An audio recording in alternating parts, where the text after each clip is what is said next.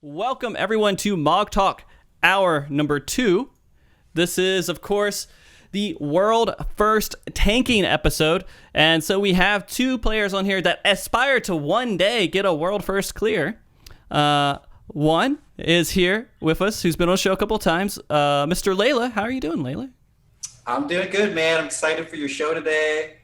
I was really happy you asked me to come on, and I was really glad we got Vox to actually stop being shy and come on too.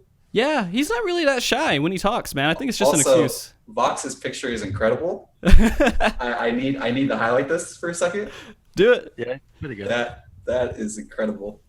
It's he was inspired by, I think, Leaf on it, the last show that we had. So very good. Oh my god. Oh, Jesus. All right. So, Layla, quick question for you. Yes. I got to ask you, what's your experience? You know what? Let me introduce Vox, then I'll ask you your experience tanking together. Okay. Vox, welcome to the show. This is your first time on the show. How are you doing, dude? Thanks, Frosty. That was a very savage intro. Yeah, Maybe super savage. One day we'll get a world first again. One day get a world. So I wanted to confuse people a little bit because you guys have achieved world first together, right? You guys have done Yes. that, yeah. And so you guys have really good experience with very high level progression, and I want you guys to just share that today. And when I was talking to Layla, he was telling me that Vox, you might be his favorite co-tank. Now I know there might be a couple co-tanks that might be upset that I said that, but I don't know how much Layla cares. Well, they're probably not watching. Oh, fair enough. They're not my favorite tanks either then. Okay, so how much experience do you guys have tanking together? I guess I'll start.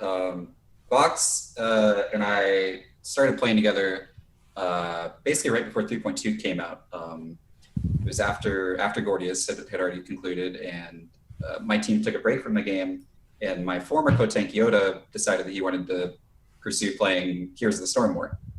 So he stopped playing Final Fantasy, and at that time I was pretty unsure of what I was going to do because I had been tanking with Yoda for so long.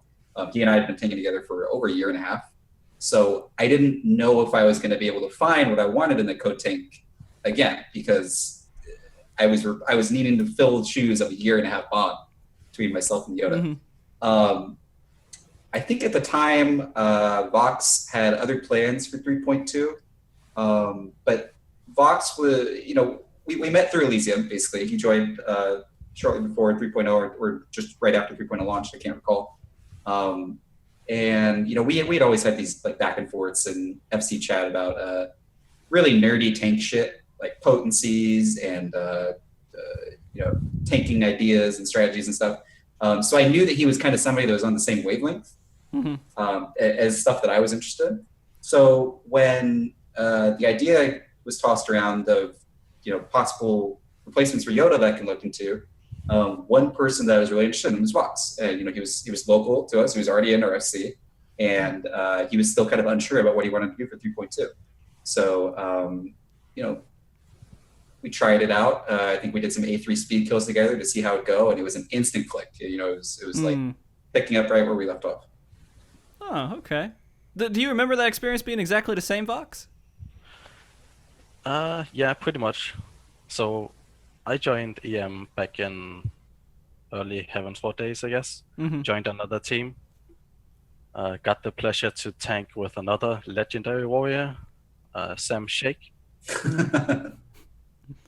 Okay, I don't know Sam, so I'm gonna laugh like I do. But at the end of Gordius, that sounds good. Okay. Yeah, I guess I was looking for a bit more a group that has had more potential. So obviously, when Layla reached out to me and said we might have a spot for you in this new group that we're doing, that was what I wanted to do, and then yeah. So when you saw Layla, you're like, "This is what I want to do." See, I'm trying to make a sex joke out of that. I don't know if phrasing. Yeah, I tried. I wasn't gonna go. I wasn't gonna take it there, but you took it there. So I tried. I'm European, so you can't blame me for any speech errors tonight. But yeah, obviously, Layla was a good warrior. He like a good tank. Like He was, right? He was. He was known, Yeah. he was known in the community, so I wanted to. Frosty, why are you so savage today? Calm down, dude. All right, I'll try. I see my face over there in the delete paladin, and I'm having to stare at the entire time because of Vox. It's kind of like getting a little salty in my veins. Okay. Don't laugh at me, Frosty. I won't laugh at you, dude. I'm really happy that you came on, though, man. Like, when I saw on Discord that your icon was the sunshine, I was like, this guy's going to be a positive attitude guy. He's going to come on, and it's only going to be good things. Oh, yeah. That's only positive things to say about me. Yeah. Okay. All right. Well, let's get into some of these questions here. I mean, today's show, I kind of wanted to have a discussion, again, about you guys tanking together and how everything started with you guys. Hopefully give some sort of advice for other people who go out there and tanking together, because I think there's this bond and relationship that happens between tanks that I think is kind of unique between those, which I'll get into a little bit more later. You know what? Let's just dive into it now, because I think that this is something I want to just really hit. Now, when we compare tanks, co-tanks, to co-healers and like co-DPS, I guess, I mean, there's kind of a difference between those three groups, right? Yeah. Yeah. To a small extent, yeah. It's I mean, healers are kind of close to how tanks would be, but I think it kind of, in the recent set of, I guess, the meta of the game, where people like to do not cooperative healing, but have one person heal and one person DPS and pick up slack where they have to.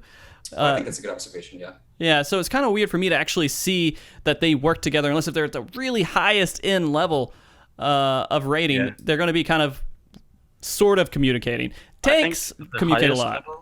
At the highest level of play, you'll probably see the healers having to do more cooperation than like the tanks or the DPS of the group.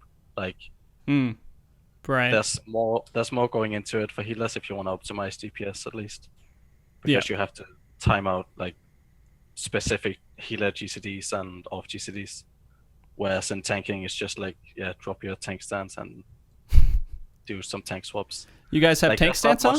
That's not much to talk about, but sometimes we do, yeah. Okay. Yeah, I think like to further what Vox is basically saying, you know, especially when you're looking at through the lens of speed kills, for example. You know, the goal of healing a speed kill is basically to heal as minimally as possible, and you really want to, you know, get everyone as close to dead without being dead as possible. Right. And that takes a lot of communication between your two healers. So in that kind of environment, I do agree that the healing duo does share the strongest responsibility as a team. That being said, when it comes to the tank duo, what tanks do, and this doesn't apply as much to speed kills, because in speed kills everything is very premeditated and planned. This is more of a progression comment. You know, the tanks really dictate the pace of your group, and that I think is where it's really important that your tanks are on the same page. Is the biggest deal, because during progression your pace matters, and the two people with the most control over that are your tanks. And your tanks control boss positioning, they control how much your healers end up needing to heal usually, and there's just a lot that goes into it. Yeah, and I think people don't think about that as much as they should. But when you go out and you start seeing like pictures and memes and stuff, it's always like bro tanks, right? You don't really see bro healers. You don't never see bro DPS have this like unique kind of setup, I think. Yeah, because like tanks are cool. Tanks are cool, man. I haven't seen any bro tank pictures of me. I'm pretty upset right now. Well, I guess Vox wasn't bro enough, man. He can make a meme picture here, but he can't make a picture of you guys. I'm sure there's some fanfic out there you can look at. Probably. Layla X Vox. Oh my god. But yeah, going into like DPS relationships, they don't really have relationships. They're just like trying to figure out how they can do as much DPS and, well, I guess you do. Okay, so they're your competition. Hopefully, right? And so like you're like, I want to do more DPS. You're kind of pushing each other to push a little bit more. And the situations I've experienced, at least, like they're enablers is what we are. Right. You know, a DPS's job should be to get away with doing as few mechanics as possible so that they can do as much damage as possible. That's a DPS's job. And I'm serious about that. Yeah. And, you know, we enable that to be the case. You know, we want to pick up us and the healers want to pick up as many mechanics as we can to take them away from the DPS whenever possible. Yep. No, that's absolutely true. And I feel like that's kind of changing though, because everybody, like right now, after a year of this expansion, 2 years of this expansion, everyone is on the board. You have to do DPS to be a good player. You have to do high DPS to be a good player. And so like, no one wants to do the mechanic. Everyone wants to avoid it. And I think that's a product of Creator and 3.4. The tunings that have come after 3.4. Right. Because it didn't used to behave that way. Right, and definitely now though. I mean, let's compare a little bit.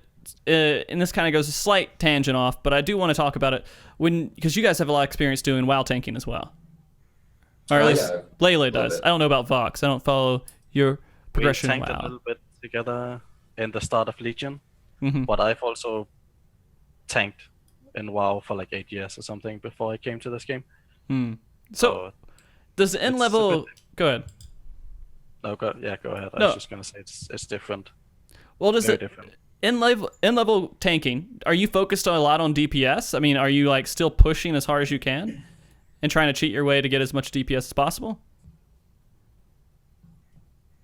I think you should take this one, Layla. Okay. I mean, when it comes to WoW, I haven't been relevant in a progression scene in WoW since Burning Crusade, but from what I understand, I mean, damage from all sources matters. Right. In any level of progression. And when I'm playing Brewmaster right now, which is a tank in Legion, and we're going through Nighthold Mythic, I am trying to optimize as much damage as I'm doing. Because the more damage your raid does, the less mechanics your raid has to deal with. You phase faster, you kill the boss faster. That being said, mechanically, there are many more things that tanks have to worry about in WoW. The mechanical responsibility is a little bit higher. So when you're weighing a cost benefit of should I push DPS during this mechanic or should I just focus on this mechanic, more so in WoW than Final Fantasy do you lean on I'm just going to focus on this mechanic. Okay. In Final Fantasy, things are a little bit more scripted and premeditated. You can kind of plan out ahead of time how you're going to be able to maximize your DPS while doing a mechanic, and that's why it's a little bit, you're kind of expected to do both. Okay, so but I think that's also changed a lot over the years. Yes. In WoW, like early on, you didn't really have a lot of DPS abilities. Like you was like in vanilla, you were doing vanilla Burning Crusade, you had nothing. Like no damage. It does no damage. So you're just working on your aggro. But then it kind of took like a turn towards this DPS meta when they introduced the vengeance thing, where if you take more damage, you do more damage. Yeah, I agree with that. So in some fights, you would actually see tanks being like the top DPS, like specifically like in Mist of Pandaria. Like just to clarify, Frosty, that's not the case anymore. That doesn't exist anymore. No, that's not the case anymore. And I think that was the right step for the game to take. Yeah, vengeance was a little obnoxious. Yeah. Well, I mean, I was tanking in WoW. When I was doing Burning Crusade, I was playing a warrior, a gnome warrior, and then it hit Wrath of the Lich King, and immediately I became this like monster.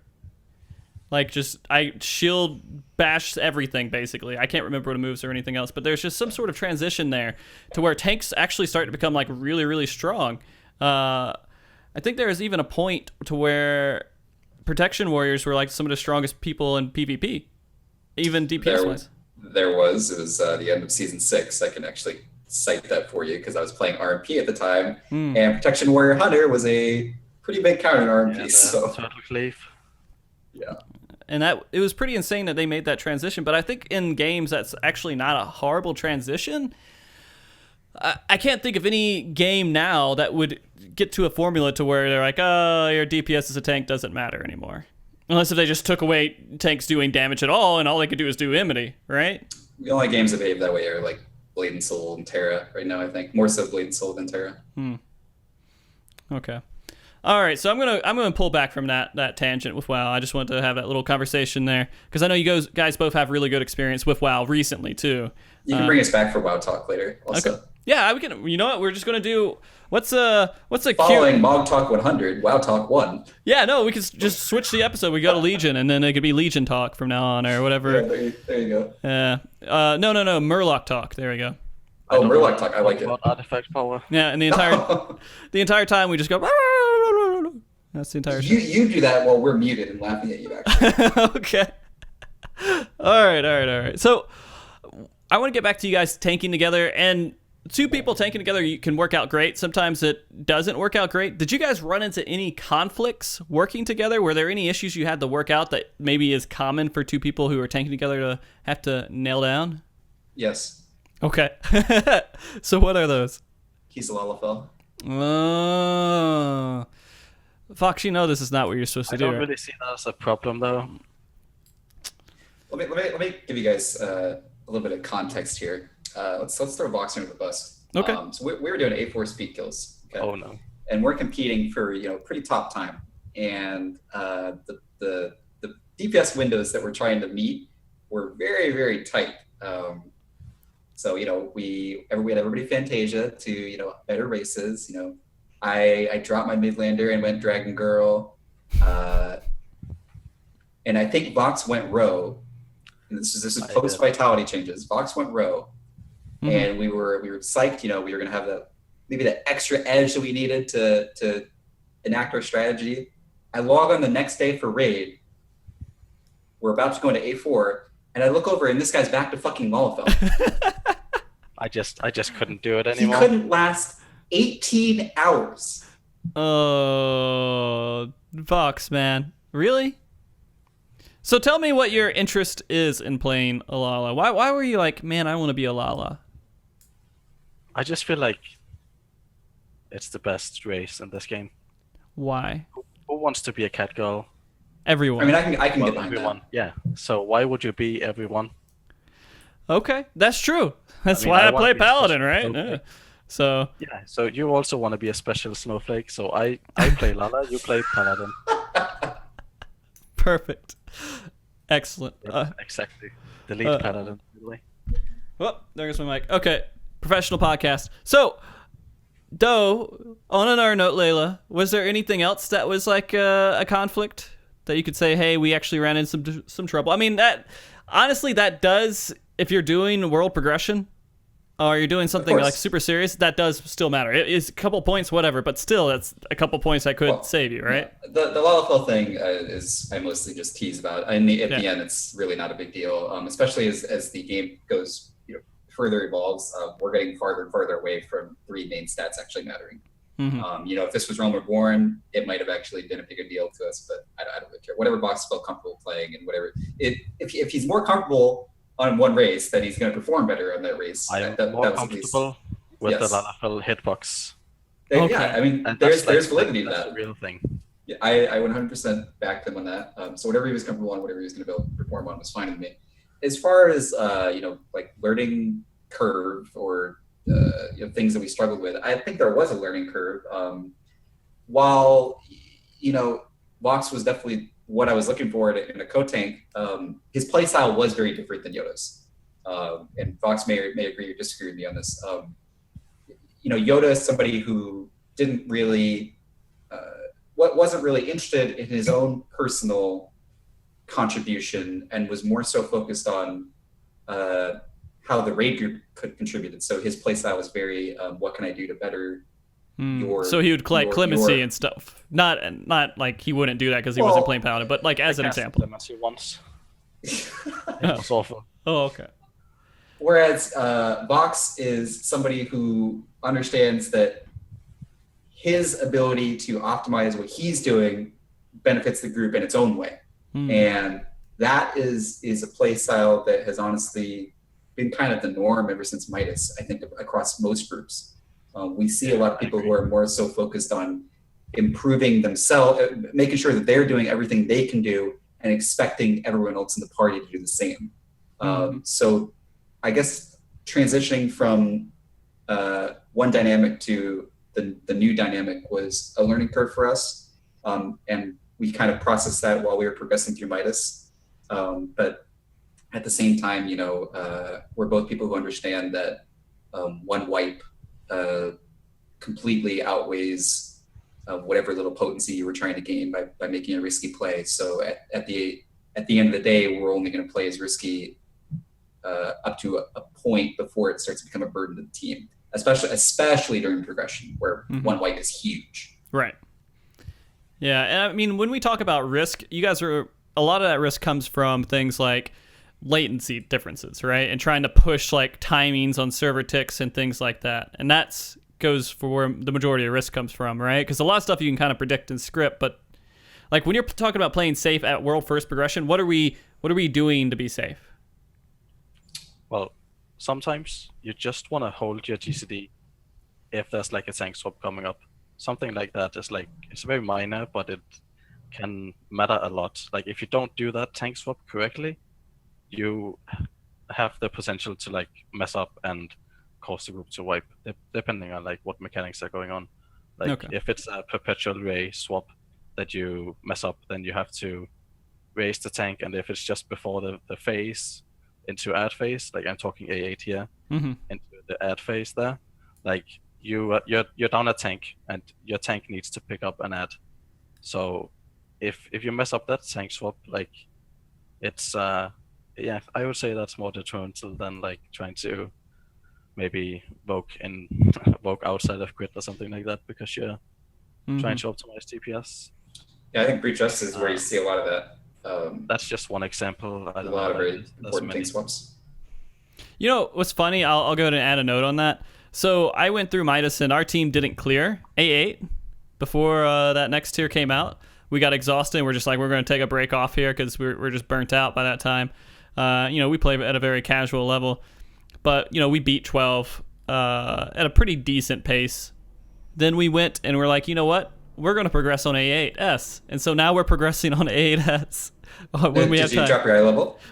Nope. We're keeping the same high level. It's a ridiculous fight, even with being overbuffed, because you have to still time things with like the robots. There's a lot of new mechanics to learn. Yeah. There's a lot of mechanics in there, and especially with high DPS, I can see some of the pushes being... Yeah. So I have to tell them to do stupid things that hurt their DPS in order to make sure that we push properly. The ad phase is probably stop interesting. their DPS, and they probably don't like that. Yeah. I mean, and we have to skip, we do skip something. So the fight isn't like as hard, right?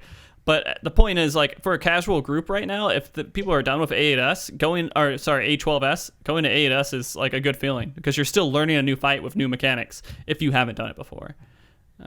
So that's just a random thought because you guys are talking about it, and it has good warm feelings to me right now. All right.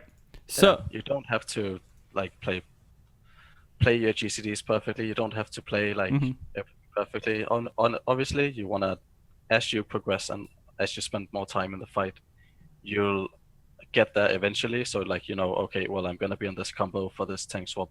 I'm going to be on this combo for this mechanic. You know what's going to be happening.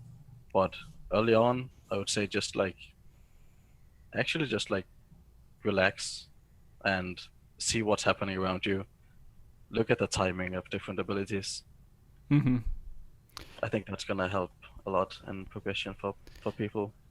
I was going through a past MogTalk, and I was when I was doing the highlights, and one of the quotes I saw in there was them talking about Goka's group going through Midas and getting to A6S and telling all DPS to completely stop at the very end of it, so they could actually see the mechanics and figure out how they work.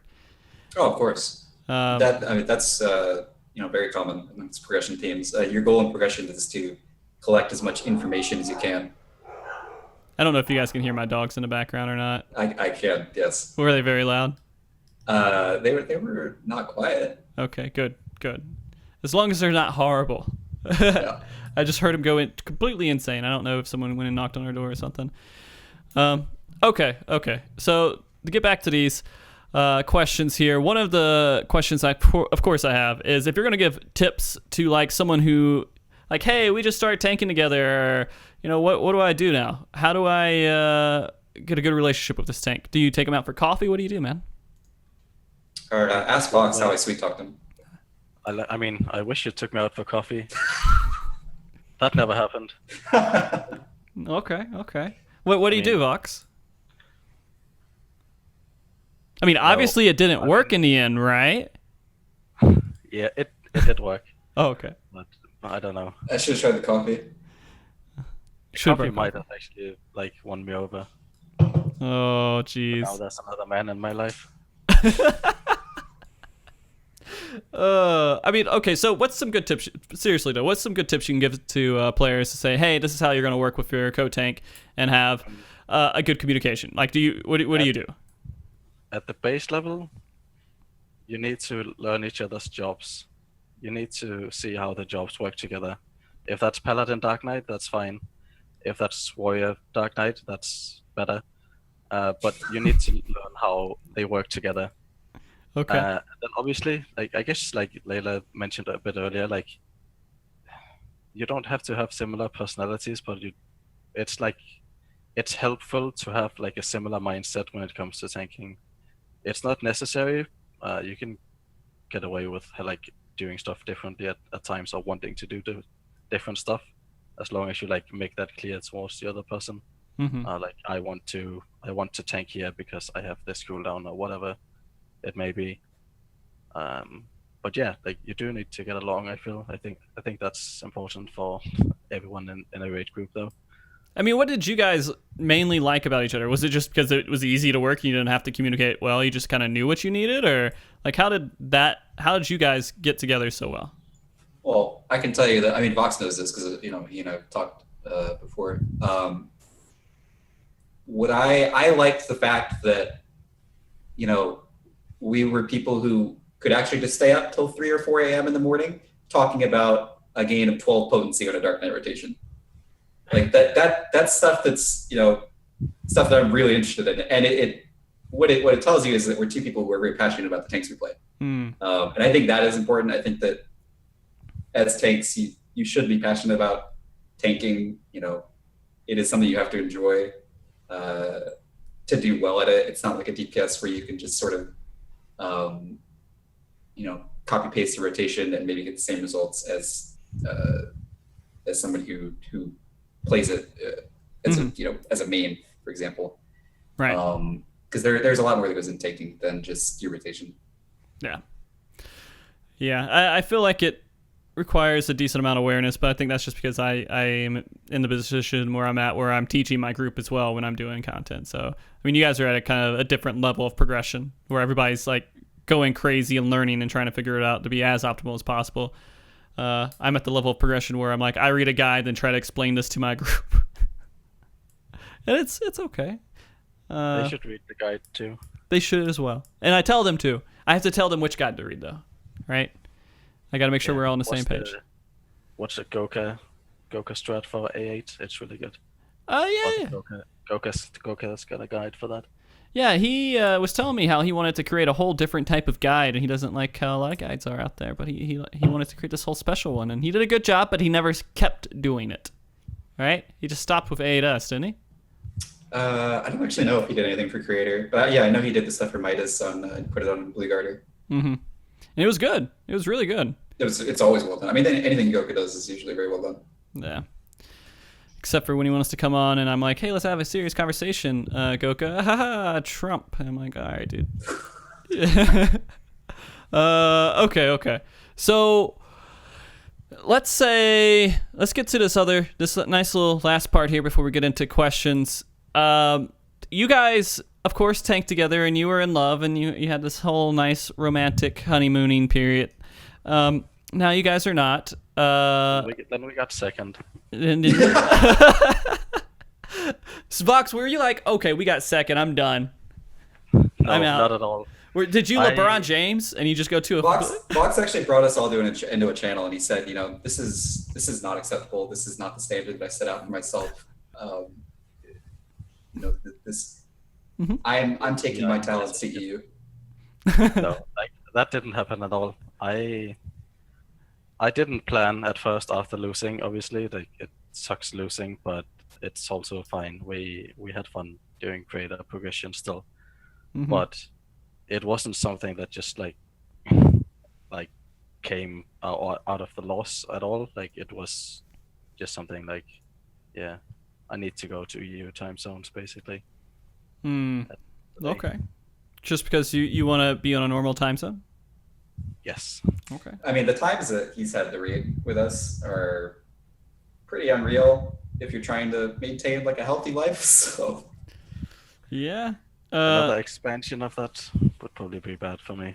Yeah. Well, I mean, when you're doing world first progression, you're not really living a healthy life during that progression in any form, right? I mean, That's different. If you're an amateur, I mean, there are all sorts of steps you can take to have a completely healthy progression cycle. I hear someone breathing into the mic. I don't know if that's you, Layla, or if that's Vox. I don't think it's me. Oh, okay. It might be me. It's My mic's on the other side of the room. Okay. I gotcha. He's just thinking of the passionate times you guys had together. Yeah, let's not go there again. Okay. I think it's too much Kappa pride in here. Too much Kappa pride. We need to get the Bible thumbs out. The one thing, just to kind of like piggyback off of what we were talking a little bit about earlier, Sure. Differing play styles and why it's sometimes important. This will potentially surprise people. Vox and I have not always agreed on what tanks we want to be playing for a specific fight, and I think that's important. I think that you should be challenging each other. I can give you an example during Midas during A8 progression. I was very much on the Paladin train. I wanted the Paladin in our prog. I felt that Divine Veil was way more beneficial to us than the extra DPS Dark Knight was going to bring us. Because at the time, I didn't see the fight as a DPS check. I saw it as we just need to get through with 8 out of 8 people alive at all times. In hindsight, I don't know if that's entirely true because the last phase was a pretty tight DPS check, but there were still optimizations that we could have done to maybe still be able to clear it with the Paladin. Because I do think the fight was clearable week 2. I think we just didn't play well enough. But Paladin would have taught us made us survive some mechanics earlier, like the first long needle or the first hard long needle that hits harder than the other ones. I think the ad phase would have been more inconsistent, and you would have to have black mages cover even more for you with APOC and with the random single busters in that phase. Right. Like I felt like Dark Mind was just too strong there. So I mean, and that was one of the major contributing arguments. The fight consistently. But yeah, there were differences. I remember we tried Paladin for how long was it? A lockout or so? I don't even know if we gave it a lockout, to be honest. What it was we had already done so much progression with Dark Knight that it was sort of like how much time are we actually gaining by having to relearn what we've learned so far with a Paladin? Because the tanking responsibilities are entirely different when you bring a Dark Knight warrior versus bringing a Paladin warrior, especially on that fight. Like Vox was alluding to, the lack of Dark Mind in second phase of A8 means that your Paladin is nowhere near as sturdy as the Dark Knight. And that means maybe your warrior should take up that role that the Dark Knight was taking. And then your Paladin is now taking your warrior's old role. So you have this entire flip of responsibilities, and that's in a whole new learning curve. That had to be weighed, and that was weighed in the arguments for and against it. And it's not only the tanks, it's the healers as well. Yeah, exactly. To some extent, at least. So it's like half the team that has to relearn a fight just because you decide to swap tanks. Right. I think there's a value to swapping tanks sometimes, but it's at the end of the day, the point that I'm highlighting is that it's you don't need two tanks that necessarily conform to each other. You can have differing opinions and different play styles, and as long as you come together and meet in the middle, you're going to get the best of both worlds. And I think that's important to highlight. Like a real relationship. Sure. Yeah. I mean, I think there's a little too much Kappa pride in this episode already, so we're just going to keep it where it is right now. Fair enough. I do want to ask you your thoughts on this next tier in, right shortly after Stormblood. Likely you guys are going to be facing off against each other, right? If I can log in before 4.0, yeah. Depends on Layla. Yeah. Oh. I would like to have competition. Mm-hmm. Is Layla your only competition? Is that what you're trying to say, Vox? No. I would like to have more competition. Okay. I guess that's the right word here. I gotcha. All right, so... And I think that could be the strongest, probably. I think that, as far as 4.0 goes, and Vox now, we'll have conversations between now and then, I'm sure. Because at the end of the day, we're still really good friends, despite him backstabbing me and leaving me joining the enemy. But I'm in school right now, as a lot of people know, and it's kicking my ass. The little bit of free time I have, I typically don't want it to be something that involves dieting or waiting 5 minutes for an Astro card to balance. So I'm pretty much on hiatus right now until the expansion gets a little bit closer, and till I get some of my school stuff sorted out. So at that time, hopefully I can put something together that'll be an interesting show for 4.0. Okay, awesome. Well, it's in June. You could be taking classes in the summer. Are you going to take classes in the summer? I don't plan to at the moment, but I don't know what other responsibilities I'm going to have at that time. You only need 2 days of prog, though. Oh, yeah. Well, there you go. I mean, if 4.0 is going to be another creator, then as long as I have that Tuesday and Wednesday, we're great. Well, from the answer I got from Yoshida, they're going to try to make it, easier at the beginning. So I'm expecting a copy of creator going into the next tier. But does that mean easier than creator, or like? Hopefully not easier than creator. Hopefully it will be as difficult as creator. Or does it mean easier than Gordius at the start of an expansion? Well, I mean, easier, like, the first raid's going to be, like, my assumption was that it's just going to be flipped. And so, like, it's going to be easy, then kind of medium, then hard. Is the hope, right? That's what most people, I think, are looking for, because you need something to kind of drag on until the next expansion that happens. And I think, like, this, even for casual players, this tier did not drag on. A lot of casual players who casual raiders, are not going to stay interested through that big gap of time between creator and Stormblood. So I don't know. That's my personal thought. Who knows, man? I mean, they've said tons of times in the past that it's going to be one way, or it's going to be this way. It's going to be tuned to this level, and you never know until you're actually inside pulling the boss. You can never know. That's true. That's really true. Okay, let's get some of these questions out of the way. I'm going to knock them out real quick. We're going to have to shotgun through them again, if you guys don't mind. Sure. So a question here, and this kind of happened before the show started.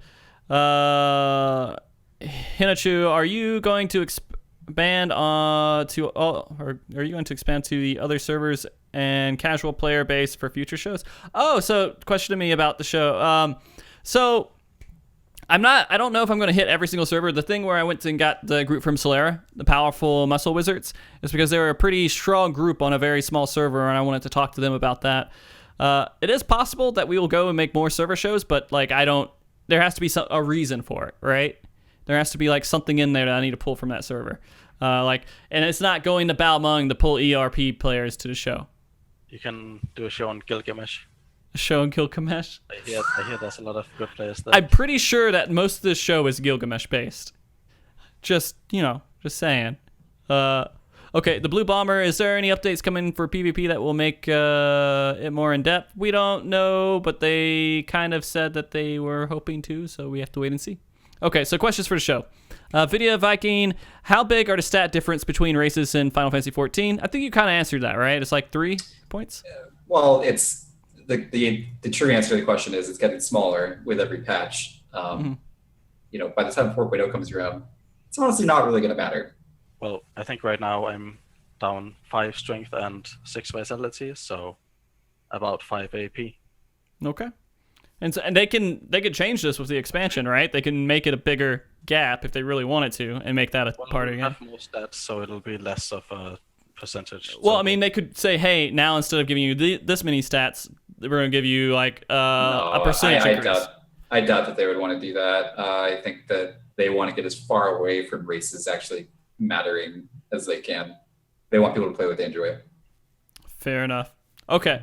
Last question here, not the last question, but one of the questions here. Kiwi, Iskata, would you say that tanking requires the most awareness out of any role? After all, you're the most likely role to get crit. Do you guys think that tanks have to be more aware than everyone else? But I think it's healers, isn't it? I like the awareness pun because we have awareness. Yeah. Okay. I just now read it and it just registered in my head that the whole thing was a big pun. Thank you. I didn't realize that. I was like, wait a minute. All right, I get it. It was in the serious question section. I mean, it's still a legit question, I guess, but I don't think so. Okay. I don't think so. I think that historically, most of the responsibility in Final Fantasy has fallen on healers more so than other job roles. Mm-hmm. Yep. And I think that that's probably not going to change ever, at least in the way that Final Fantasy is designed. But ideally, you have everyone be as aware as their as their neighbor. So yeah. Okay. So Leaf has a question here. Vox, how's your new 1080 and 1440p monitor?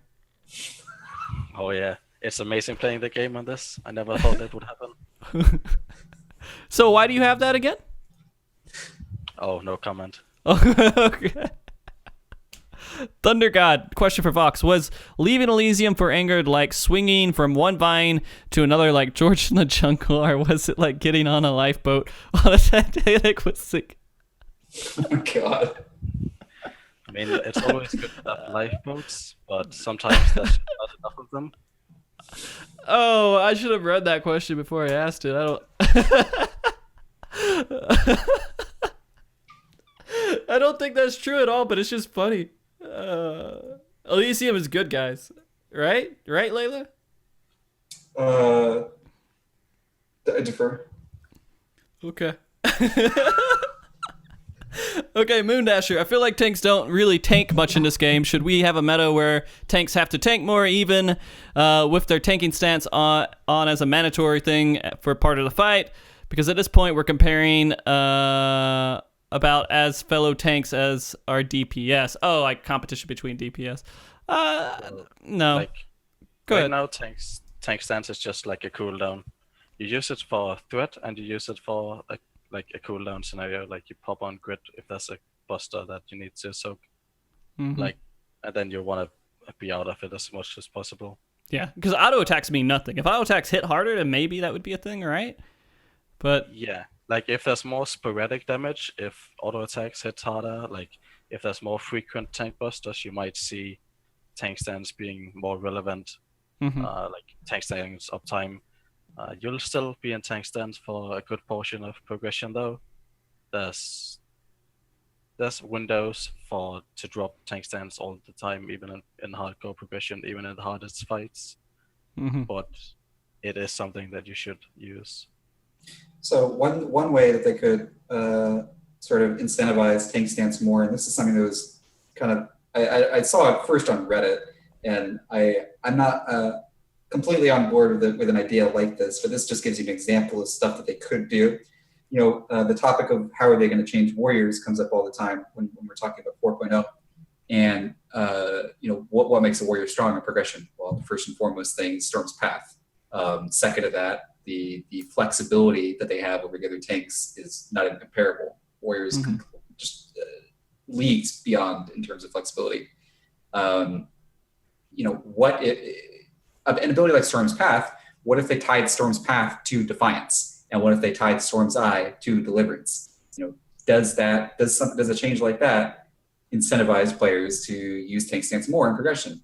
The answer will sometimes yes, sometimes no. But we won't really know what's going to happen until we see how they change these tanks. What if they tie Reprisal to parry? Oh, right, that's the thing right now. Yeah, that's the thing. Yeah. Like, I don't think that would change much. Okay, fair enough. All right, we are going to have to start wrapping up this show just because this segment, I know we started a little bit late, and I'm sorry, guys. I'm sorry. No worries, man. I mean, you've got a big day ahead of you, Frosty. Like you've only scratched the surface. Yeah, we're 3 hours in, 10-hour show. We got some more time to go here, and so we got the next segment coming up soon. But before we sign off here, I do want to personally thank you, Layla, for being such an amazing person. You are fantastic, and every single time I have you on the show, I get like giddy. I'm like, man, this is gonna be a good show. I don't have to worry about anything. It's just gonna be great. I don't even think about it anymore, and I love it, man. I really do. I'll tell you what. He's easy to talk to. I'll tell you what. The MogTalk has become such a comfortable place for me. You know, partially due to how you present it and the good job hosting you do. It's been such a comfortable place for me that I don't even prepare before coming on anymore. I don't even review the notes because I just know that we're going to talk and it's just going to be a good time. We can talk about anything for an hour.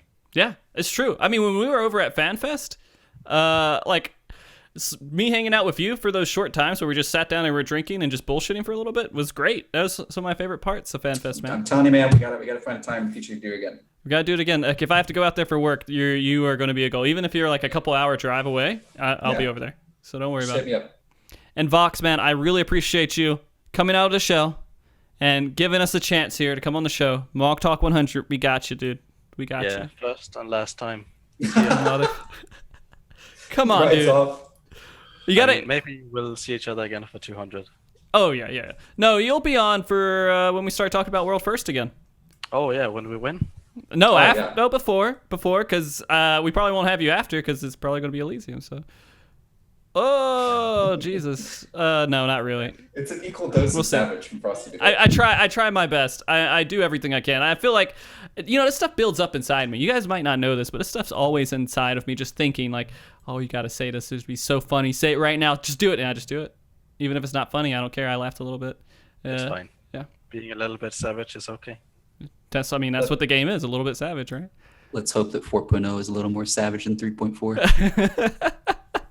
There we go. All right, guys. I'm going to go ahead and sign off the call. We're going to do our awkward waving goodbye. I'm going to do my awkward waving. You guys can say bye too, and then we'll be back here for our next segment, which is going to include Final Fantasy XIV streaming with Ms. Tech and the Pukujitsu. So, see you later, guys. Look forward to that, guys. Thank you, Frosty, Stay again. frosty. Yep. Bye, guys.